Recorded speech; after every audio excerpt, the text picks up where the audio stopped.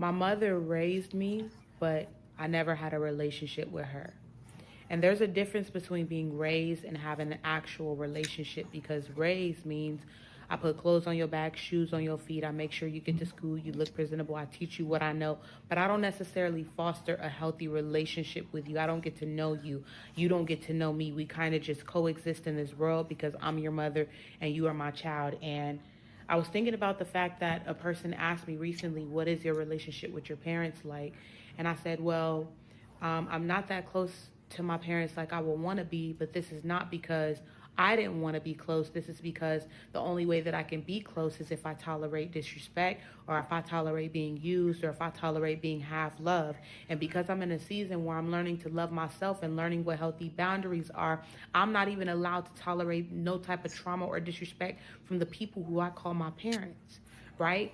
But when you tell people you don't really have a close relationship with your parents, they often look at you like you're the problem, as if, as their child, it's your responsibility to keep that relationship intact, like relationship. I'm saying all this to say a lot of us were not relationshiped, we were raised. A lot of us didn't learn to be seen or validated or understood. We learned to be raised and to not ask no questions and to just tolerate whatever happens, right?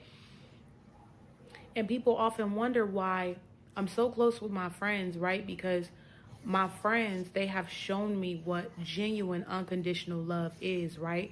And I feel like when you have family, family is almost like an excuse to just do whatever you want and be able to get away with it, right?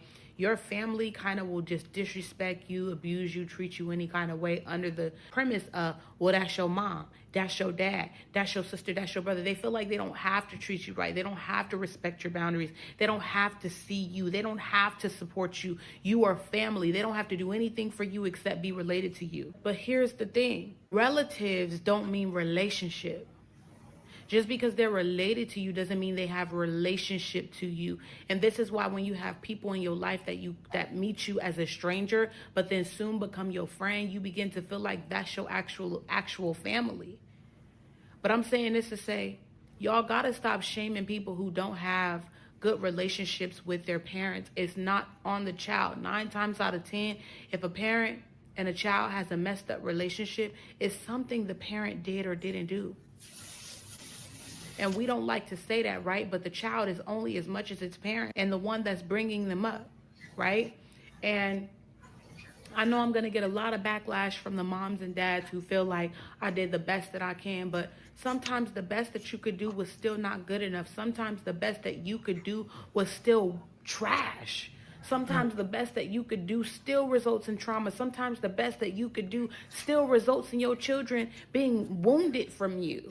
Not because you meant to, but because your best was rooted in trauma, because your best was determined on your parents' best, and your parents were abusive, right? And I had to tell one of my sisters this maybe a couple of months ago, that when she said, my kids should be happy that he didn't get the same treatment that we got, because when we were coming up, we were getting beat, we were getting done dirty, we were getting this and getting that. And I had to remind her, I said, sis, don't raise your children based on the premise of our parents, because we didn't necessarily have good parents, right? If you measure your parenthood based on our parenthood, you will still abuse your child, because you shouldn't be comparing yourself to parents who abused you.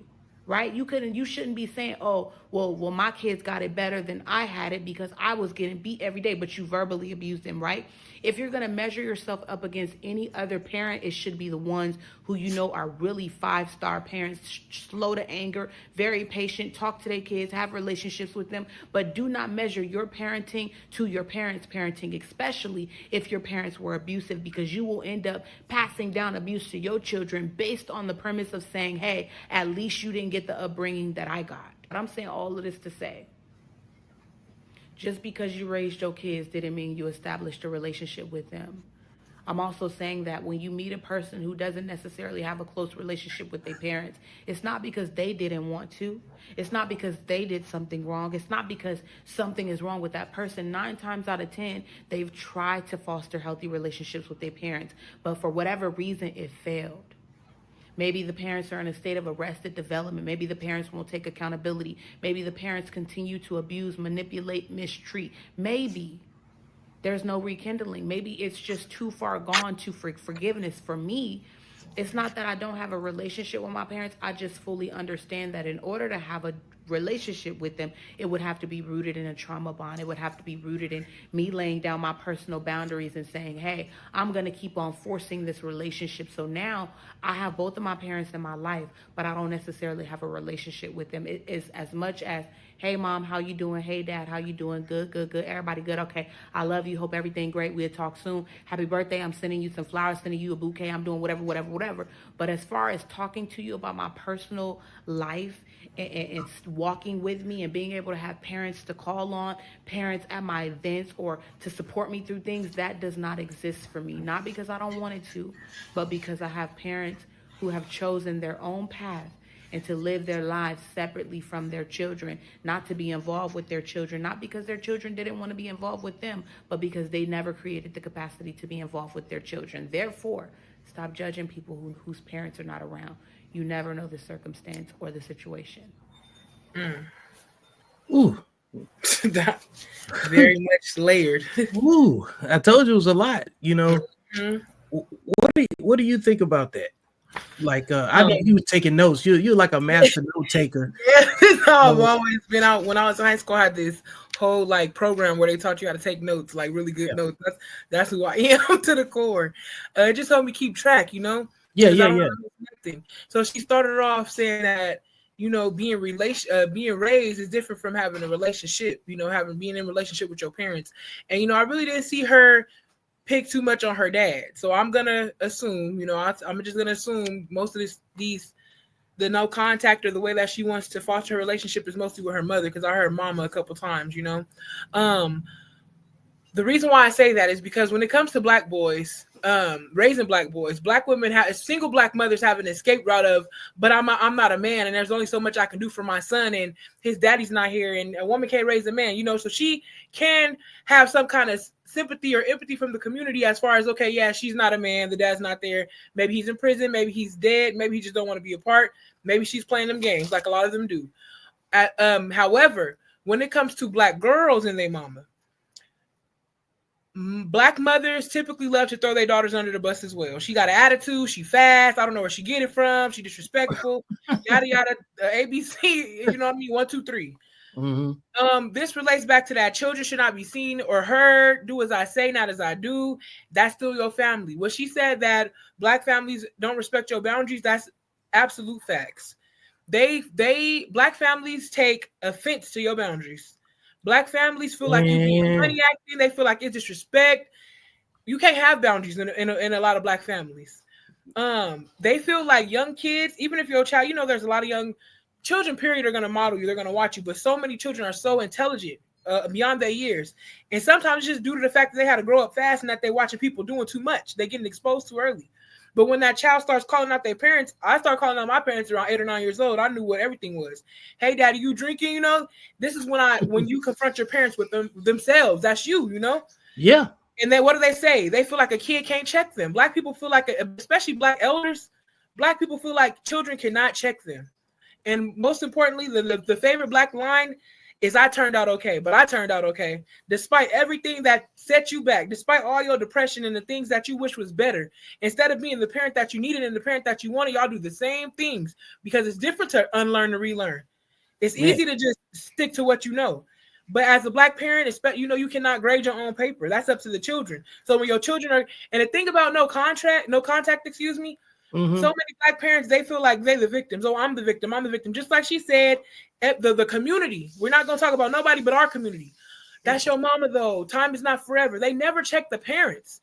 Go get your children back. Go say sorry. You know what I mean? It's never about the parents are all, especially black mothers, going to always be protected. Because like I always said, like I said last week, mama is God in the black community. She's above God.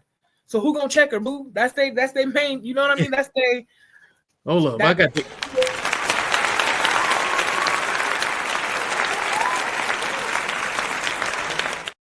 You had to get a round of applause for that. Who gonna check me? You know what I'm saying? Like, now their own language is coming back at them. But right, the